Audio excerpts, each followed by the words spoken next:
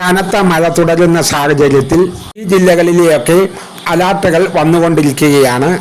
ഇപ്പോൾ ഈ ജില്ലകളിലാണ് യെല്ലോ അലർട്ടും ഓറഞ്ച് അലർട്ടും വന്നിരിക്കുന്നത്. എന്നാൽ നമുക്ക് വീഡിയോയിലേക്ക് കടന്നാലോ? അവധിയും പ്രഖ്യാപിച്ചിട്ടുണ്ട്. അതും ഈ വീഡിയോയിലൂടെ കണ്ടു മനസ്സിലാക്കാം. ഇപ്പോൾ അലർട്ട് അപ്ഡേറ്റിലേക്ക് കടക്കാം. ഇപ്പൊ ഗ്രീൻ അലർട്ടുള്ള കൊല്ലം, പത്തനംതിട്ട, ആലപ്പുഴ എന്നിവിടങ്ങളിലാണ്.